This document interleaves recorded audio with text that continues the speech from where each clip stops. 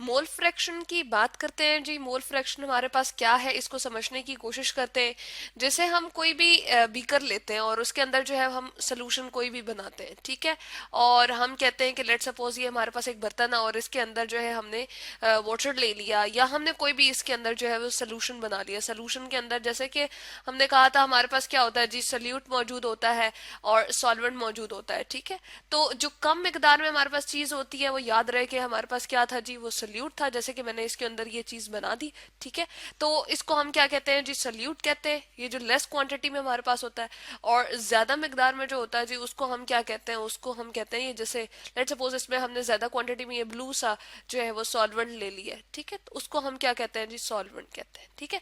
अच्छा, अब यहाँ पर सल्यूट को हम क्या लिख देते हैं जी, लेस क्वांटिटी। इस तरह से लेस मैंने लिख दिया है। इसको हम किस लेते हैं जी, मोर इन क्वांटिटी लेते हैं, तो मैंने इसके लिए मोर लिख दिया है। यूजुअली ये किया जाता है कि सल्यूट को 20 से रिप्रेजेंट कर देते हैं आमतौर पे, ठीक है, और सॉल्वेंट को ए से रिप्रेजेंट कर देते हैं, ठीक है। तो ये आसानी के लिए करते हैं। वैसे हर जगह पे इस तरह नहीं होता। आसानी के लिए हर जगह इस तरह से नहीं लिया जाता, बल्कि आमतौर पर इस तरह से इसको आसानी के लिए ले लेते हैं। अब एक फॉर्मूला है जिसके थ्रू हम मोल फ्रैक्शन निकाल सकते हैं। अब उसको पहले ले आते हैं और फिर हम इस बात को समझने की कोशिश करते हैं। ये है जी हमारे पास वो फॉर्मूला, ठीक है। मोल फ्रैक्शन, इसके नाम पे अगर हम थोड़ा सा गौर करें तो क्या है, नंबर ऑफ मोल किसी भी सोल्यूशन के अंदर निकालने हो, बताने हो, ठीक है। और वो किस फॉर्म में होंगे जी, फ्रैक्शन की फॉर्म में होंगे। फ्रैक्शन जैसे मैथमेटिक्स में हम पढ़ते हैं 1.2, ठीक है, या 0.5, इस तरह से करके हम पढ़ते हैं 0.8। तो ये क्या है हमारे पास, ये फ्रैक्शंस होती हैं, ठीक है। तो इसको हम कहते हैं कि मोल्स के हिसाब से हमने किस तरह से देखना है।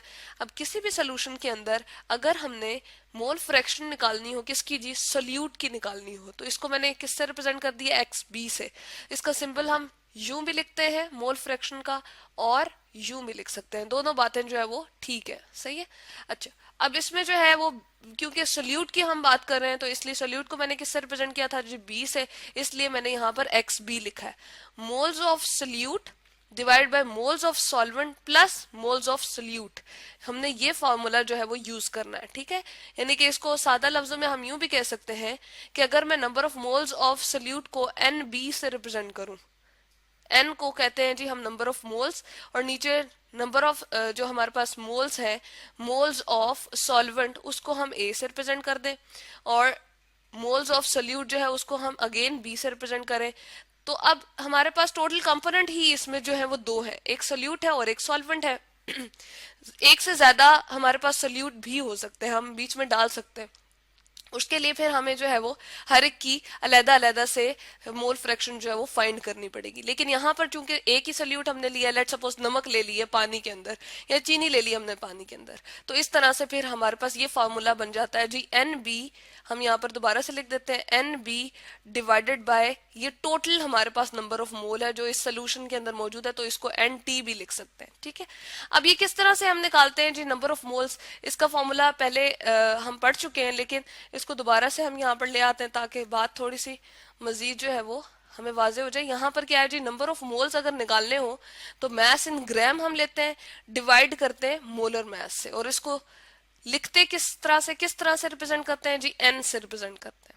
अब अगर हम बात करें NaCl की, सोल्यूट की बात कर रहे हैं, ठीक है, तो लेट सपोज गिवन मैस या ग्राम में जो मैस था वो हमने ले लिया था जी 117 ग्राम, ठीक है। और जो इसका मोलर मैस है वो किस तरह से हम निकालते हैं जी, वो भी हम यहाँ पर लिख देते हैं। हम मोलर मैस इस तरह से निकालते हैं कि सोडियम का जो एलिमेंटल मैस होता है और जो हमारे पास क्लोरीन का होता है उसको हम क्या करते हैं जी, ऐड कर लेते हैं आपस में, तो हमारे पास जो है वो क्या निकल आता है, मोलर मैस आ जाता है। इसको पहले हम ले आते हैं, किस तरह से हमने लिया है जी, ये आ गया हमारे पास NaCl का 20, एन सोडियम का जो है वो 23 है, Cl का 35.5 है। तो हमारे पास ये जब दोनों ऐड होंगे तो हमारे पास जो क्वांटिटी बन जाएगी वो कितनी बनेगी जी, उसको भी हम लिख देते हैं, ये बन जाएगी 58.5 ग्राम पर मोल, ठीक है। तो ये हमारी कैलकुलेशन है।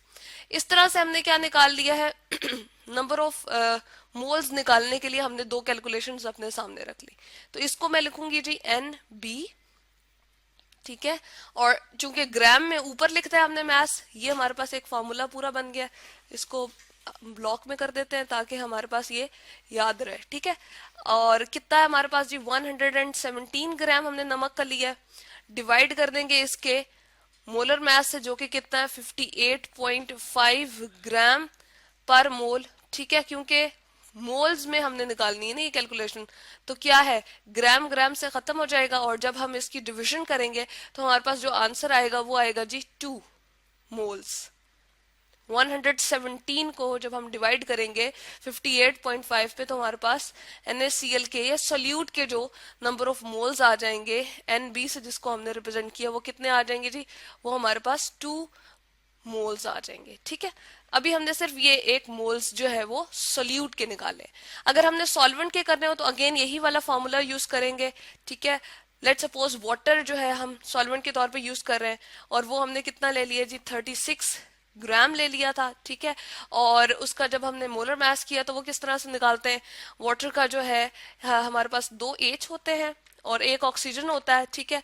हाइड्रोजन का जो है वो 2, हमारे पास 2 हाइड्रोजन है, तो इसलिए एक का 1 ग्राम पर मोल होता है, 2 होंगे तो 2 हो जाएगा। ऑक्सीजन के लिए हमने 16 ले लिया है। जब इसकी कैलकुलेशन करके हम सॉल्व करते हैं तो हमारे पास आ जाता है जी आंसर 18 ग्राम पर मोल, ठीक है। तो यहां से जब हम इसकी कैलकुलेशंस करेंगे तो बिल्कुल इसके तरह ही हमने क्या निकालना है जी, Na निकालना है। तो Na हम लिख देते हैं, क्योंकि सॉल्वेंट की हम बात कर रहे हैं ना। तो अब सॉल्वेंट के लिए क्या होगा, जो हमारे पास ग्राम में मास है जो कि 36 है, ठीक है, यहाँ पर लिख देते हैं 36 ये वाला। और डिवाइड करना हमने किससे जी, मोलर मास से। मोलर मास हमारे पास क्या है, जो एलिमेंटल मास हम पीरियोडिक टेबल के ऊपर से देखकर और इनका ऐड करते हैं, किसी भी कंपाउंड का होता है उसको मोलर मास कहते हैं जी। और यहाँ पर हम लिख देते हैं इसको 18 ग्राम पर मोल, ठीक है। जब हम इसको डिवाइड करके आंसर लाएंगे तो 18 टू सर क्या होता है जी, 36 होता है। तो यहाँ पर हमारे पास जो नंबर ऑफ मोल्स आ जाएंगे वो क्या आएंगे, अगेन सॉल्वेंट के जो आगे वो भी कितने आए जी, 2 मोल्स, ठीक है। तो यहाँ से हमें NaB जो है वो फाइंड आउट हो गया, ठीक है। तो दोनों हमने नंबर ऑफ मोल्स जो है वो सॉल्वेंट के भी और सोल्यूट के निकाल लिए। अब हम ऐसा करते हैं जी, इस फॉर्मूले के अंदर पुट करते हैं। यहीं पर सामने इसकी अगर हम कैलकुलेशन करें तो NB हमें कितनी गिवन है, ये हमारे पास मौजूद है 2 मोल, तो हम इधर लिख देते हैं 2 मोल। नीचे हमें क्या चाहिए जी, Na चाहिए, जो कि number of mole of solvent है, तो वो हमें यहां से मिलेगा। वो कितना है जी, वो भी 2 मोल है। और अगेन हमें नंबर ऑफ सोल्यूट दोबारा से NB चाहिए, तो वो भी हमें यहाँ से मिल जाएगा, 2 है। तो 2 डिवाइड बाय 4 जब हम करते हैं तो मोल फ्रैक्शन हमारे पास जो आती है वो कितनी आती है जी, 0.5। अब इसका कोई यूनिट मैंने नहीं लिखा है। ऐसी क्या बात है जी, मैंने कोई यूनिट नहीं लिखा। इसलिए नहीं लिखा कि ऊपर भी हमारे पास मोल्स होगा और नीचे भी हमारे पास मोल्स में ही दोनों चीजें, यानी कि मैं यहाँ पर अगर लिखूं तो ये भी कैलकुलेशन हमारे पास मोल्स में आती है और ये भी मोल्स में आती है। तो ऊपर वाला मोल जो है वो नीचे वाले मोल से कट आउट हो जाता है और इसका कोई भी यूनिट नहीं रहता। तो इसी तरह से हम वाटर की यानी कि सॉल्वेंट की भी यहाँ पर जो है वो निकाल सकते हैं। फर्क सिर्फ इतना होगा, ऊपर जो है वो Na आ जाएगा हमारे पास, नीचे Na अगेन वही रहेगा और NB रहेगा, ठीक है। जब हम वाटर के लिए निकाल रहे हैं तो यहाँ पर हमें लिखना पड़ेगा XA। सेम कैलकुलेशन वाटर के लिए भी हम कर सकते हैं, फॉर्मूला में सिर्फ और सिर्फ इतना सा हमारे पास जो है वो चेंज आएगा, ठीक है। तो इसको हम कहते हैं जी मोल फ्रैक्शन।